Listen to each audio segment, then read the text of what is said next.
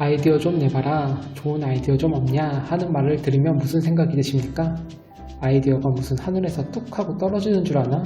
아이디어 내는 게 쉬운 줄 아나? 하는 생각이 드십니까? 저 또한 아이디어를 쥐어 짜내기 위해 결국 컨셉이라는 책을 읽다가 저자가 마지막에 추천한 크리에이티브의 등불이라 불리는 한 권의 책을 읽어보았습니다. 아이디어를 내는 방법 지금 털어보겠습니다. 아이디어를 내는 방법의 저자는 제임스 웹 영으로 미국 광고계의 혁신적 발자취를 남긴 카피라이터입니다. 1946년 올해의 광고인으로 선정되었고 광고의 전당에 이름을 올린 광고계의 전설적 인물입니다. 대학에서 강의하던 아이디어를 만드는 방법이 카피라이터들의 경전으로 통하는 이 책의 초석이 되었습니다. 이 책은 나온 지 반세기가 넘었는데요. 아이디어에 관해 다른 책에서 봤던 내용들이 참 많았습니다. 그 내용을 함축적으로 기본이 되는 내용들을 잘 정리해서 담아두어 주었고요. 수학의 정석이 있다면 이 책은 아이디어의 정석이라고 볼 수 있겠네요. 눈에 보이진 않지만 마음속에서 아이디어들의 조각들이 쌓이고 쌓인 일련의 과정에서 최종적으로 나타난 것이 결국 아이디어가 아닐까. 그렇다면 이런 과정을 밝혀내어 의식적으로 연구하고 활용할 수 있지 않을까? 다시 말하면 어떻게 아이디어를 얻는가 하는 질문에 대한 답변이 되는 일종의 공식이나 기술 같은 것을 개발해낼 수 있지 않을까 라는 생각에서 저자는 포드가 자동차를 만들듯 명확한 절차를 밟아 아이디어를 내는 방법을 생각해 보았습니다. 천재는 99%가 노력이고 1%가 영감이라고 했던 에디슨의 말처럼 아이디어를 내는 것도 하늘에서 뚝 떨어지는 것이 아니라 노력의 결과물이며 좋은 아이디어는 5가지 단계를 거쳐서 나옵니다. 첫째, 당면한 문제와 관련된 것과 일반 상식을 풍부하게 해주는 것 등 모든 자료를 수집한다.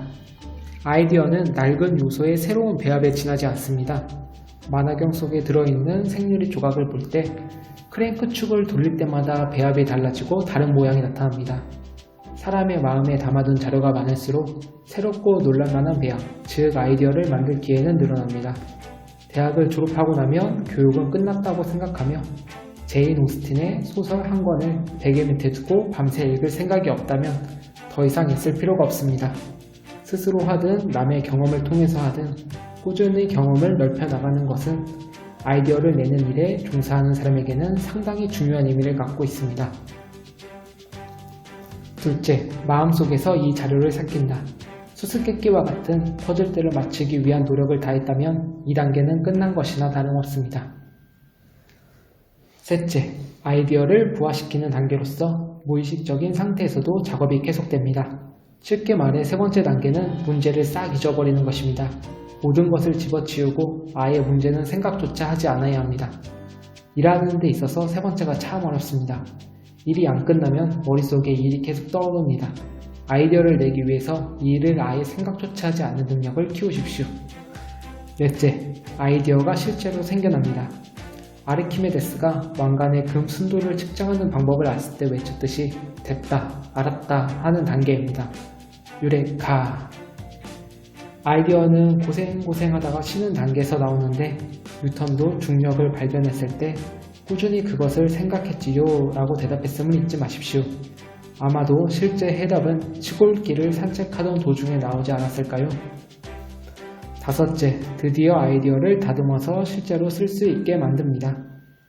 아이디어는 그것이 쓰이게 될 정확한 상황이나 시급한 현실에 알맞도록 적용시키려는 끈질긴 노력을 요구합니다. 그런데 이 단계에서 많은 좋은 아이디어가 그만 죽어버리고 맙니다. 아이디어는 실제로 쓸 수 있어야 합니다.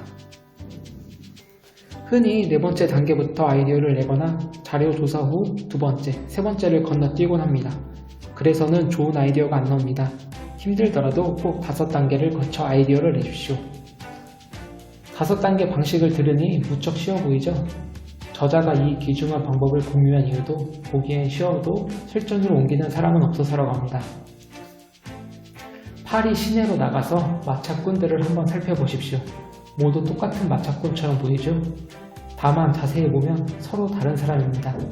세상에 그렇게 많은 마차꾼이 모두 다릅니다.